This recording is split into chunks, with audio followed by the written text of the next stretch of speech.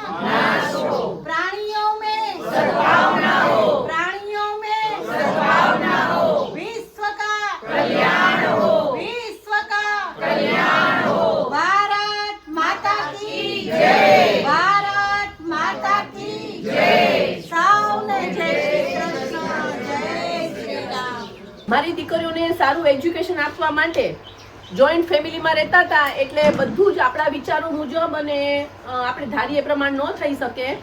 એટલે મેઇન વસ્તુ એ હતી કે હસબન્ડ વાઈફે એટલું કમાવવું પડે કે તો જ આપણી દીકરીઓને ખૂબ ઉચ્ચ શિક્ષણ આપી શકીએ. આના માટે મેં ને મારા હસબન્ડે રાત દિવસ મહેનત કરેલી હતી અને જોઈન્ટ ફેમિલીમાં રહીને મહેનત કરેલી હતી. અને તમને મેં કદાચ કીધું હતું કે હું ઘરે ટ્યુશન ક્લાસ ચલાવતી, હું સીવણ ક્લાસ ચલાવતી અને હું કોલેજમાં પ્રોફેસર તરીકે પણ હતી અને હું ઈડલી બનાવતી હતી અને ગરબી પણ કરતી. તો આ તમને માનવામાં નહીં આવે, પણ મને પોતાની અત્યારે વિચાર, જો કે હું અત્યારે તમે જુઓ છો કે સવારે 7 વાગ્યાથી લઈને રાતના 10 વાગ્યા સુધી કન્ટિન્યુ કામ કરતી હોઉં છું, એવી જ આના કરતા વધુ શક્તિ પહેલા પણ હતી કે હું સવારે 4:30 પોણા 5 ઉઠી જતી અને રાતે હું 10:30 11 વાગે સૂતી. અને હું કોલેજમાં લેક્ચર લેવા જાઉં આવી રસોઈ બધું કમ્પ્લીટ કરી લેક્ચર લેવા જાઉં, બપોરે 12:30 1 વાગે ઘરે આવી જમી જમાડી અને પછી હું સીવણ ક્લાસ ચાલુ કરું. સીવણ ક્લાસ ચાલુ કરીને પછી સાથે થોડું સીવવાનું પણ કરતી, સીવવાનું કામ ચાલુ કરું. પછી 5 વાગે એટલે ઈડલીના વાસણ પડી જાય ગેસના ચૂલા ઉપર અને ઈડલી બનાવવાનું ચાલુ કરું. 5 રૂપિયાની 3 ઈડલી અને લાઈન લાગી હોય 2001 થી 4 સુધી વેચતી અને કોઈ અંદર આવવાનું નહીં, મારા ઘરમાં કોઈ આવવાનું નહીં. ડેલી ખખડાવે, મારી ડેલી 5 વાગ્યાથી 10 વાગ્યા સુધી ઠક ઠક ઠક થતી ચાલુ હોય અને ઈડલીના ઓર્ડર કન્ટિન્યુ આવતા હોય. પછી હું નવરી ન પડું એટલે આ એક રોજગારીની વાત તમને કરું છું કે મેં મારી જે સીવણની જે બધી બહેનો હતી એમાં જેને પૈસાની જરૂરિયાત હતી એને મેં રોજગારી આપવા માટે એ લોકોને મેં કીધું ચાલ તું તારે ઈડલી બનાવવાનું કામ કરવાનું, તારે મારે ઈડલીના વાસણ ઉટકવાનું કામ કરવાનું, તારે મને પીસી દેવાનું કામ કરવાનું. પછી સિલાઈમાં જેને સારું સિલાઈ આવડતું હોય એ લોકોને કીધું કે હું તને કટિંગ કરીને સીવવા આપું, તારે સીવી નાખવાના ડ્રેસ. એટલે બધાને વળતર મળે, મને વળતર મળે અને હું ખૂબ કમાણી એમાં. સાવ નાનકડા ઘરમાં લીમડા લાઈનમાં, ઘર તો જો કે મોટું હતું, નાનકડું નહોતું, પણ લીમડા લાઈનમાં એરિયામાં મારી એક સેકન્ડનો મેં ઉપયોગ કર્યો છે. અને તમને હું વાત કરું કે હું 4:30 વાગે ઉઠી હોય એટલે બપોરે હું જમું ને, જમીને મને છે ને એમ થાય કે મને કોઈ સુવા દે તો સારું, તો હું કેટલી મિનિટ સુવું ખબર છે? હું 5 મિનિટ ડાઇનિંગ ટેબલ ઉપર આમ માથું નાખીને સુઈ જાઉં. એક બગાસું ને એક ઝોકું આવી જાય તરત હું ઉઠી જાઉં અને એટલી મિનિટ મારા માટે મને એટલી રાહત લાગે, ઓહો મને 5 મિનિટ સુવા મળ્યું એમ.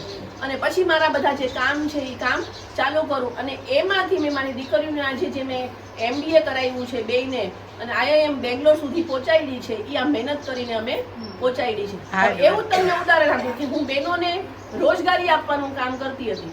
આ અમારા સરોજબેન છે, એ મારી જ્ઞાતિના જ છે, અમારી સામે જ રહેતા હતા.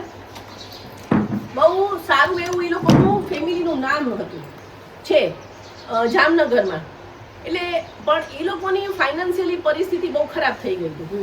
એમને પણ એના છોકરાને સારું એજ્યુકેશન દેવાનું હતું, તો એ બિચારા કોઈને કહી શકતા નહોતા કે ભાઈ અમારી પરિસ્થિતિ ખરાબ છે તો અમે અમારું આ ઘર કેમ ચલાવીએ. અને ઘરમાં ફ્રી રહેતા હતા પણ જો બારે કામ કરવા જાય તો કુટુંબના સમાજમાં એનું નામ ખરાબ થાય એટલે એ કાંઈ કરી નહોતા શકતા. પછી એમને મને કીધું ભાવનાબેન તમે સીવણનું કામ કરો છો તો મને કંઈક ફાઇનાન્શિયલી હેલ્પ થાય એવું કરો. હવે એમને સીવણ તો આવડતું નહોતું તો મારે એમને શું કામ આપવું. પછી મને આઈડિયા આવ્યો કે તમને ઇસ્ત્રી કરતા તો આવડતી જ હશે તો આપણે એક કામ કરીએ. મને એમ જે પ્રોબ્લેમ છે ને એ છે કે હું કટિંગ કરું છું, સીવાવાળી મેં છોકરીઓ રાખી છે કે એ સીવીને મને આપે છે, તો હાથ સિલાઈ કરવાનું કામ અને ઇસ્ત્રી કરવાનું કામ. હવે ઈ બેનને મેં હાથ સિલાઈ કરતા શીખડાવી દીધી બ્લાઉઝમાં અને ડ્રેસમાં કે તમે તમારા ઘરમાં બંધ બારણે આ કામ કરી શકશો.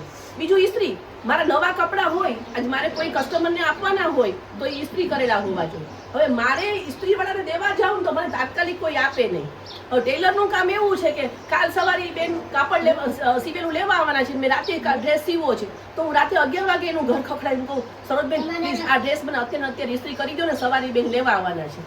તો અમારા કપડાને મારા સીવાના કપડાને ઇસ્ત્રી કરી દેતા, પછી હાથ સિલાઈ કરી દે. એ ખૂબ મહેનત કરી છે અને એનું હું એને વળતર આપતી.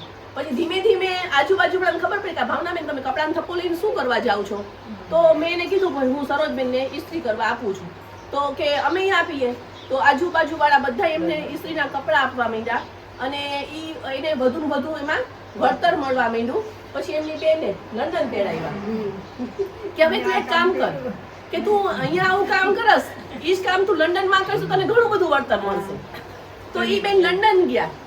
લંડન જઈને ઈ કામને લંડનમાં કર્યું અને ત્યાં ઈ ખૂબ જ્યારે પછી જતા અને ઈ કમાઈને આવતા. એટલે જે માણસને કામ કરવું છે એના માટે કોઈ અડચણો નથી. તો ઈ બેને મેં તમને કીધું ને કે મેં પોતે હાથ સિલાઈ મેં 2.5 રૂપિયામાં મેં મારી કમાણી ક્યાંથી ચાલુ થઈ છે ખબર છે? એક ઓશિકાના કવરના ઝિગઝાગ કરવાના 2 રૂપિયા હું લેતી. ઈ મારી જીવનની આ કમાણીની શરૂઆત કરી છે મેં. અને ફોલ છેડા કરવાના અથવા તો હાથ સિલાઈ બ્લાઉઝ ને કરવાની, હૂક ટાંકવાના, આઈ કરવાની, આખા બ્લાઉઝમાં હાથ સિલાઈ કરવાની 2.5 રૂપિયા મને ટેલર આપતા હતા આપણા બાજુવાળા. તો આવા મેં કામ કરેલા છે, એમાંથી હું આટલે આગળ આવેલી છું.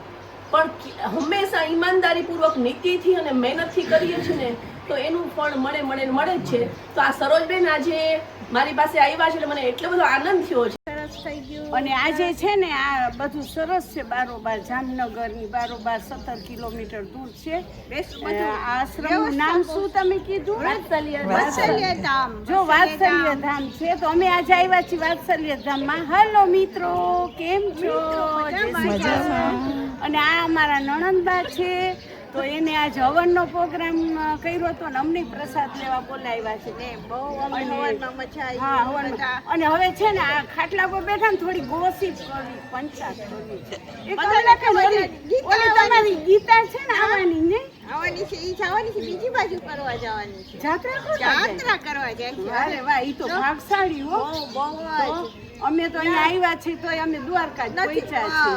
બસ બધી બાજુ અમારો સંઘ દ્વારકા સુધી જ પહોંચ્યો છે. બધી તો તારા છોકરા કેટલા હે? બહુ સરસ. મારે તો એક દીકરો એક દીકરી, ભગવાનની દયા છે. પરણી ગયા? હઉ, પરણી ગયા બધા. કેટલા છે? તારા કેટલા? મારે 2 દીકરા ને 1 દીકરી છે. નાની બની ગઈ ને દાદી. અને આજે અમે બહુ પંચાયત કરી હો. તમે બધા કરજો. આજે અમે થોડોક પછી હવને કર્યો એટલે થોડીક હવન માતાજીની કરી પણ અમે આમ કોઈની ગોસીપ નથી કરતા. હસવાનું આવે ને એવી પંચાયત કરી હો. તમને સારું લાગે તો કોમેન્ટ કરજો અમને. Okay, by. તો ફ્રેન્ડ્સ, આ વાત્સલ્ય વૃદ્ધાશ્રમમાં એવું છે કે રૂમના નામ 1 2 3 કે એવું નથી. ગંગોત્રી જેમ જાત્રા કરીએ ને એવા સ્થળના નામ છે. તમે જોયું હશે અમરનાથ. અને એટલું ચોખ્ખું એન્ડ ક્લીન છે. અક્ષરધામ. ઘણા આશ્રમમાં 1 2 3 એવી રીતે નામ હોય. પછી શિખરજી.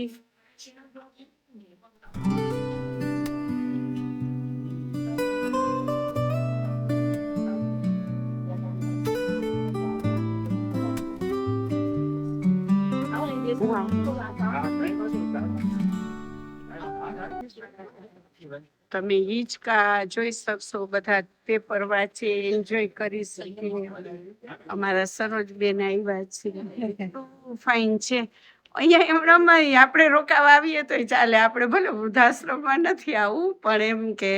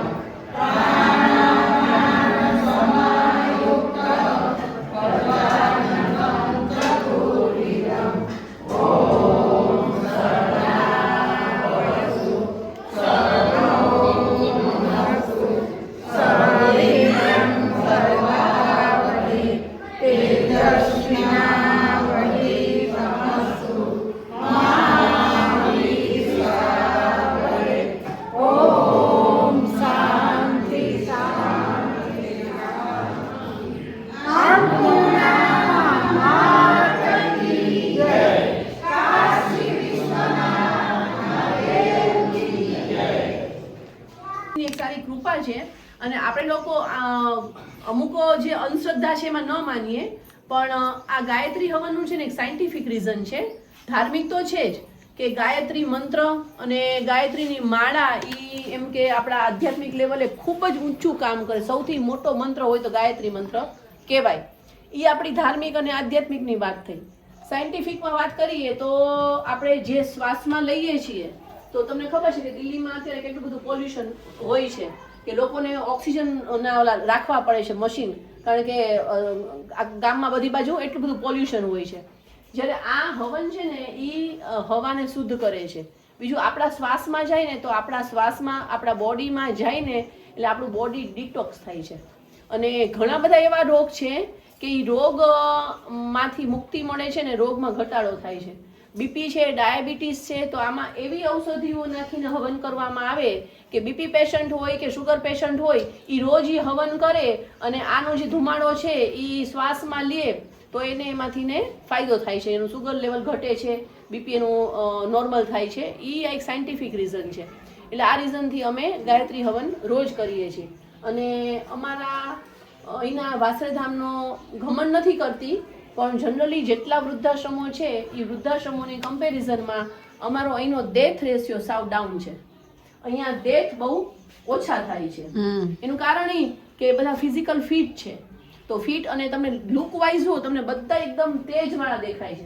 તો અમે કાંઈ કોઈને બંગલામાંથી સિલેક્ટ કરીને નથી લઈ આવ્યા કે હાલો ભાઈ આ બહુ સુખી સંપન્ન માણસ છે તો એને આપણે રાખીએ. અહીંયા જે જરૂરિયાતવાળા છે એવા લોકોને રાખ્યા છે અમે. પણ એનું ડ્રેસિંગ છે, એનું બધું ખાવા પીવાનું, એની આખી લાઈફસ્ટાઈલ હું પોતે બનાવું છું. એટલે એના બોડીમાં ઘણો બધો ફેર આવે છે કે જ્યારે એ આવ્યા હોય ત્યારે એકદમ આમ કહેવાય ને કે સાવ નિર્બળ લાગતા હોય, એના ફેસ ઉપર સાવ આમ એવું લાગતું હોય કે આ ક્યારે શું થઈ જશે એવી હાલત હોય. પણ 1 મહિનો, 2 મહિનો, 3 મહિનો, હું 6 મહિનાની ગેરંટી આપું છું કે 6 મહિનામાં તમારા ફેસ ફિગરમાં ચેન્જીસ આવે, તમારા ફેસ ઉપર ગ્લો આવે એ મારી જવાબદારી. એટલે એમાં ઘણા બધા ફેક્ટર કામ કરતા હોય છે કે એને ખુશ રાખવા માટેના, પછી આ બધા આધ્યાત્મિક કામ થતા હોય. બીજું કે એ લોકોને અમે નાના નાના કામ સોંપીએ, એને પ્રેમથી જમાડીએ, પ્રેમથી બોલાવીએ, એટલે આ બધું એના બોડી પર અસર કરતું હોય છે. એટલે એ લોકો તમને આ બધા જે લાગે છે એ ખુશ લાગે છે.